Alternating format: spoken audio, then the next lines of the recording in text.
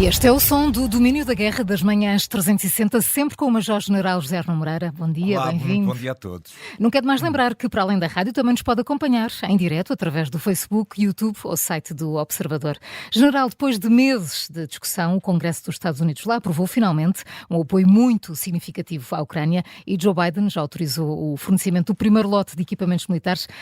O que dizer deste longo processo e que resultados podemos agora esperar desta ajuda norte-americana? Bom, eu começaria por recordar a visita do primeiro-ministro japonês Fumio Kishida a Washington no início deste mês. Ele produziu no Congresso um discurso que todos deveríamos ouvir. O que é que ele veio dizer? Estamos a falar de alguém que é o líder de um país que foi um império. E que perdeu a sua visão imperial pela intervenção dos Estados Unidos da América, vindo a juntar-se a este clube fantástico e imenso das democracias liberais. Pois Kishida foi ao Congresso dos Estados Unidos falar sobre democracia e as vantagens da democracia, o que não deixa de ser espetacular, vindo daquilo que tinha sido um país imperial. Pois o que veio dizer Kishida aos Estados Unidos, na altura em que perdurava este impasse desta guerra civil entre republicanos e democratas, foi a indispensabilidade dos Estados Unidos assumirem posições na defesa da ordem liberal mundial. Extraordinário, hein? Extraordinário. Pois, finalmente... Abalou qualquer coisa, depois deste discurso de Kishida, não terá sido certamente por causa disso, mas na verdade este discurso foi brilhante. Venceram-se finalmente aquele conjunto final de resistências e as votações foram muito expressivas. Houve na Câmara dos Representantes 311 votos a favor e apenas 112 votos contra. Ora, isto mostra como os congressistas americanos, que é quem tem a palavra, na decisão, apoia claramente a Ucrânia e o desenvolvimento de todas as iniciativas que os Estados Unidos podem fazer em prol da Ucrânia. Mesmo nos republicanos, onde nós tínhamos encontrado imensas resistências, a votação é muito significativa. É claro que houve 112 votos contra, mas houve 101 votos a favor. E, portanto, isto mostra que todo aquele jogo de secretaria, foi um verdadeiro jogo de secretaria que a liderança de Mike Johnson andou a fazer durante estes meses, procurando evitar que fosse levada à votação uma coisa que se sabia que tinha a aprovação dos congressistas norte-americanos. E, portanto, Mike Johnson acabou por arriscar o seu próprio lugar. Vamos ver se ele continua como líder, porque houve quem tivesse ficado muito zangado de ter sido sujeita à votação este apoio à Ucrânia. Bom, as armas fornecidas são atribuídas, neste momento, já com o primeiro pacote aprovado por Joe Biden, e prepara-se agora mais um pacote ainda mais significativo, aquilo que são as grandes dificuldades da Ucrânia neste momento. São os mísseis para a defesa antiaérea. A Federação Russa tem tido uma liberdade imensa de bombardear quer os sistemas críticos, quer as cidades ucranianas. Munições para artilharia, para conter os avanços na frente de batalha. Armas anticarro e veículos blindados. E também a versão melhorada dos mísseis táticos do Exército, dos ATACMS, que vão ser fornecidos, ou já foram fornecidos, inclusivamente já terão sido utilizados pela Ucrânia para aquelas instalações, postos de comando, radares, bases aéreas, bases de natureza logística, que estão muito à retaguarda e que até ao momento não havia forma de as poder atingir. E, portanto, nós não sabemos se isto vai fazer a diferença. Achamos que sim, que isto vai começar a fazer a diferença, mas há duas coisas que nós... E esperamos muito que sim. Que nós não temos dúvida. Primeiro, reganhamos confiança, porque os Estados Unidos voltaram outra vez à liderança do processo. É verdade. E há um processo de mimetização natural por parte dos aliados quando os Estados Unidos mostram empenhamento. Portanto, esse aspecto é fundamental. E o segundo aspecto é mais para a Europa. Nós ganhamos tempo outra vez. Porque com a ajuda norte-americana nós temos agora mais tempo para repensar a forma como devemos alterar a nossa indústria de defesa e os nossos procedimentos para evitar que um dia se torne a repetir esta excessiva dependência dos Estados Unidos e que a Europa não tenha nenhuma liberdade estratégica. E será que aprendemos alguma coisa com isto? E, portanto, vamos ver se aprendemos alguma coisa. Sim. Reganhamos confiança, ganhamos tempo. Agora vamos aproveitar esse tempo. Exatamente. Vamos agora até ao Médio Oriente. Há uma semana Israel terá respondido ao ataque iraniano, e digo terá porque a ação israelita não foi reivindicada, pareceu corresponder à tipologia que a administração Biden sugeria, e depois disso, general, as declarações públicas dos vários dirigentes foram baixando de intensidade. Então, e agora? Que leitura podemos fazer desta pausa, nesta confrontação direta entre Israel e o Irão? Pois, bom, nada ficou resolvido nesta confrontação. Não. Cada um jogou as suas cartas, as cartas que tinha, e depois resolveram voltar ao regime do bom senso.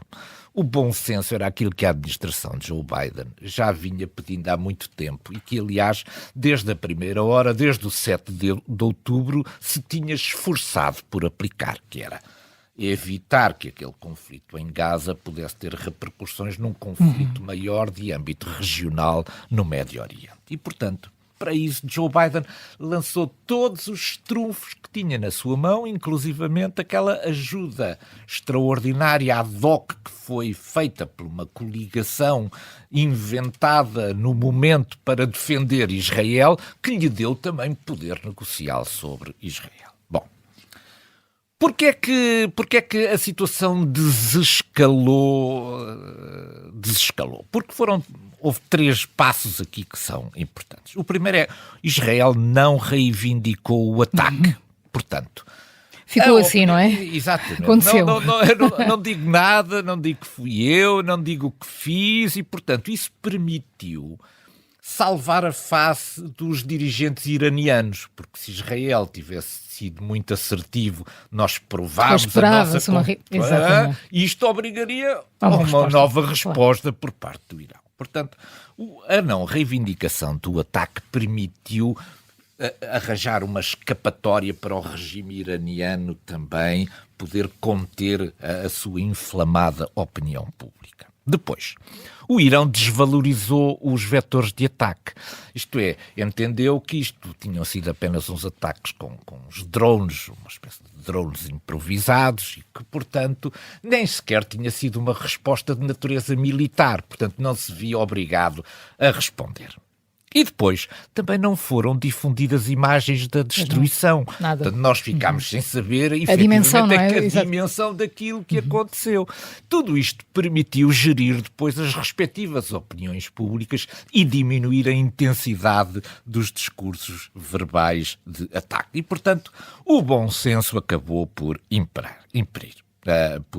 Mas este episódio pode ser resumido na seguinte frase: isto foi uma demonstração de capacidades. Da capacidade iraniana, por um lado, em juntar simultaneamente centenas de vetores de ataque sobre Israel, por um lado, e por outro lado a capacidade de Israel de intervir com poucos meios sobre o território iraniano. E, portanto, foi uma demonstração de capacidades, cada um agora está satisfeito com a demonstração de capacidades que fez e vão deixar isto para segundas núpcias no caso de acontecer. Bom, esta escalada é muito interessante, o não interesse pela escalada. O Irão tem muitas fragilidades de natureza de política interna e imensas fragilidades de natureza técnica no seu sistema antiaéreo. E, portanto, uma escalada podia vir mostrar essas fragilidades. Israel não se pode dispersar agora em conflitos imensos quando tem um conflito fundamental para resolver, que é o problema de Gaza e o problema dos reféns. E, portanto, não podia também andar disperso agora em conflitos por todo o Médio Oriente. Os Estados Unidos, desde o início, a sua linha era evitar que houvesse aqui um conflito de natureza regional, também não interessava. A Rússia também não interessava, porque viu de repente formar-se uma perigosa coligação ad hoc entre países ocidentais com capacidade militar de intervir para defender Israel. Isto é perigosíssimo que se formem este conjunto de coligações ad hoc que ainda por cima tenham respostas efetivas e que demonstrem capacidades. Portanto, a Rússia quis tirar o Irão imediatamente desta equação da confrontação com Israel. E, por outro lado, o Irão é a fábrica que produz também muitos equipamentos utilizados na Ucrânia. Pois. Se o Irão estivesse envolvido numa guerra regional, iria certamente secar, digamos, a passagem destes equipamentos militares para a Federação Russa, o que também não interessava. À China,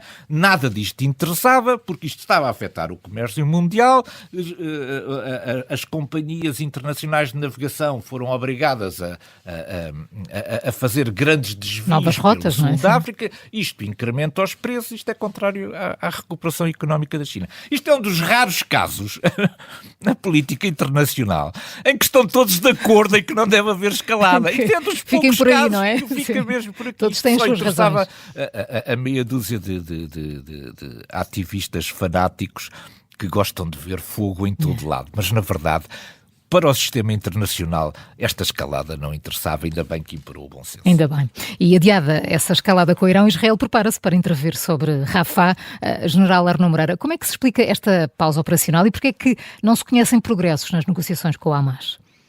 Pois são duas coisas aqui muito interessantes que merecem um bocadinho da nossa reflexão. Bom, com o baixo perfil da retaliação de Israel sobre o Irão, Israel não perdeu aquele estatuto que, entretanto, o Irão lhe tinha conseguido de Israel país agredido. E, portanto, isto deu liberdade, está a dar liberdade a Israel para continuar a sua ação em Gaza. Portanto, de alguma maneira, a ação do Irão garantiu aqui a Israel também uma maior liberdade de ação para continuar as operações em Gaza.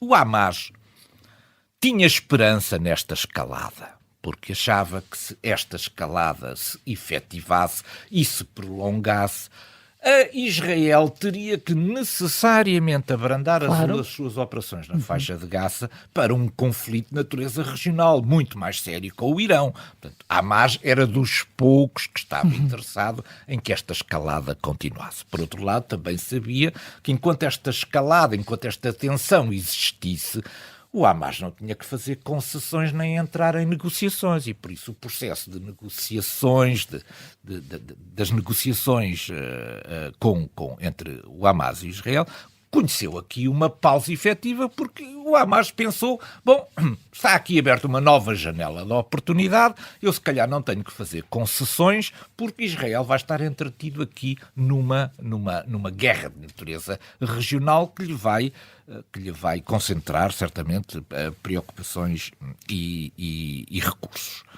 Bom, como Israel ganhou outra vez liberdade de ação, o tema da intervenção sobre Rafah ganhou outra vez preponderância no discurso interno de Israel e todos estamos, enfim, de alguma maneira preparados para que isso vá acontecer. Porque é que ainda não aconteceu? Não aconteceu também porque os Estados Unidos têm duas ações a decorrer.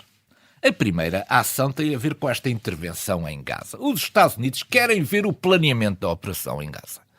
Isto é, não estão satisfeitos com as primeiras versões que receberam e entendem que pode haver ali um desastre humanitário de consequências incalculáveis e que, portanto, querem ver este planeamento e tem havido consultas entre as partes militares norte-americana e israelita para, digamos, afinar o plano da intervenção sobre Rafah.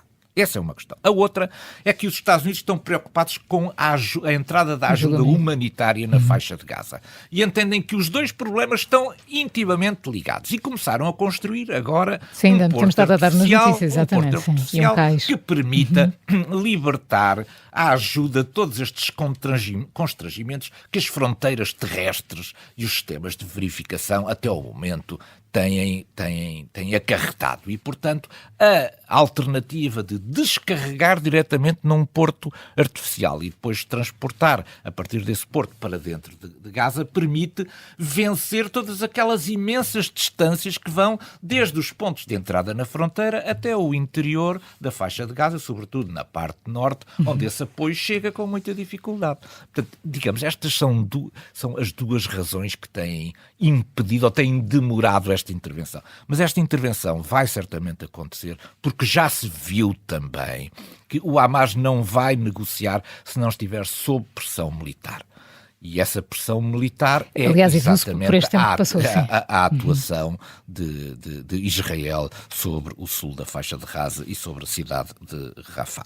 Entretanto, a guerra transferiu-se para os campos universitários dos Estados Unidos com ocupações tremendas e isto é mais uma preocupação para a administração Biden, que de repente não quis que o problema extravasasse no Médio Oriente e o problema extravasou para dentro das universidades norte-americanas.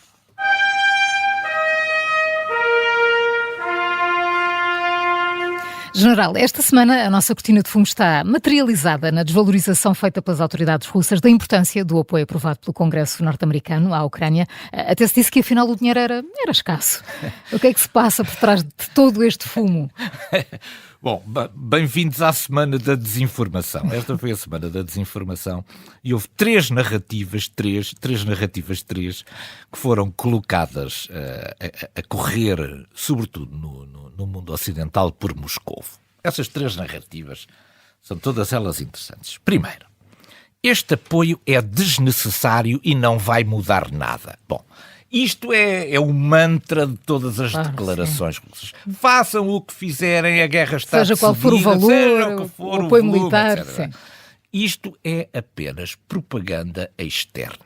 Quem vê a televisão russa sabe que há uma enorme preocupação interna com este apoio. Portanto, isto foi uma narrativa colocada no mundo ocidental, mais uma vez para desvalorizar todas as ações que o Ocidente faz em prol da Ucrânia. Depois, segundo aspecto, isto só é bom para a indústria norte-americana. Bom, bolas! Na verdade, isto é dinheiro norte-americano, isto é dinheiro dos contribuintes norte-americanos.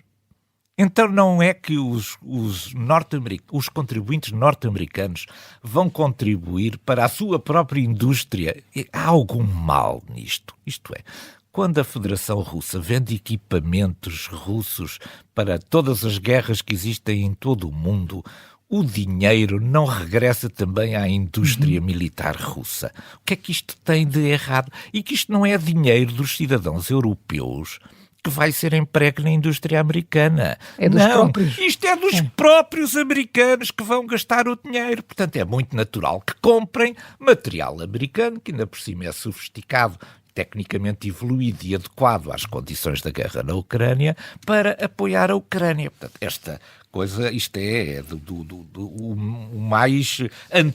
do maior anti-americanismo possível. Depois, eram três. Eram três. A terceira, isto é pouco dinheiro. Isto é pouco dinheiro, porque uma parte significativa é para repor os estoques estratégicos. Bom, vamos aqui agora à parte mais informativa sobre isto. O texto são 50 páginas, não é fácil de ler. Eu estive a ler os... Pois imagino que sim. Isto está feito à maneira americana. Estão lá todos os cêntimos. Para onde é que vão reforçar o orçamento de quê? Mas todos eles têm um propósito. É ajudar a Ucrânia. 14 mil milhões vão para a compra de armamento.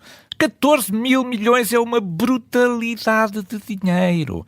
Se nós pegássemos em 14 mil milhões e os transformássemos na compra, por exemplo, de aviões F-16, isto dava a comprar 250 F-16. Isto é uma brutalidade. Ninguém tem, com exceção dos Estados Unidos, 250 F-16. Isto seria uma força aérea imbatível nos céus. Portanto, isto é muito dinheiro que está aqui. Não é pouco dinheiro. É muito dinheiro que está aqui envolvido. 11 mil milhões... os 11 mil milhões vão para financiar as operações dos Estados Unidos. Mas as operações dos Estados Unidos em proveito da Ucrânia. Isto é, os Estados Unidos não vão fornecer apenas equipamento, mas vão fornecer serviços. Os serviços são mais importantes do que os equipamentos, porque alguns dos serviços são impossíveis de obter pela Ucrânia, nomeadamente intelligence. A intelligence que a Ucrânia utiliza vem dos Estados Unidos. Isto é feito através de voos, de drones, de aviões, etc., que recolhem informação estratégica. E estes voos têm que ser pagos. Portanto, o que nós fizemos, o que nos estão a tentar convencer é que isto é para apoio dos Estados Unidos. Não é. Isto é financiar as operações dos Estados Unidos em proveito da Ucrânia, fornecendo aquilo que são duas funções fundamentais. Intelligence, por outro lado, e todo o reencaminhamento logístico para que seja colocado o material disponibilizado nas fronteiras da Ucrânia. Portanto, são serviços que estão a ser feitos à Ucrânia. A guerra não se ganha só com armamento, ganha-se também com estes serviços. Depois, 23 mil milhões para repor os estoques. Isto é muito dinheiro. Mas isto é para repor os estoques. Não, isto é para repor estoques que foram gastos na guerra da Ucrânia. Claro. Portanto, eu agora, quando vou repor os estoques, vou poder utilizá-los outra vez na guerra da Ucrânia. E depois por iniciativas, muitas delas iniciativas de natureza presidencial. E depois, e os 10 mil milhões foram emprestados. Emprestados! Isto nunca aconteceu, esta coisa do empréstimo. Quando os Estados Unidos fizeram lend and lease, empréstimo e aluguer de equipamentos na Segunda Guerra Mundial, a primeira coisa que Churchill foi fazer foi aos Estados, foi à Terra Nova falar com o Presidente dos Estados Unidos a dizer nós não temos dinheiro para pagar isto de volta. Portanto, em tempos de guerra. Portanto, isto está lá escrito porque está lá escrito, mas ninguém vai pagar isto. Portanto, conclusão, isto é um pacote fortíssimo que cobre todas as áreas, desde a área das reservas estratégicas aos serviços de intelligence e logísticos e ao equipamento de natureza militar em proveito da Ucrânia. Isto não é pouca coisa. Esta manobra de tentar desvalorizar isto surpreendeu-me durante esta semana.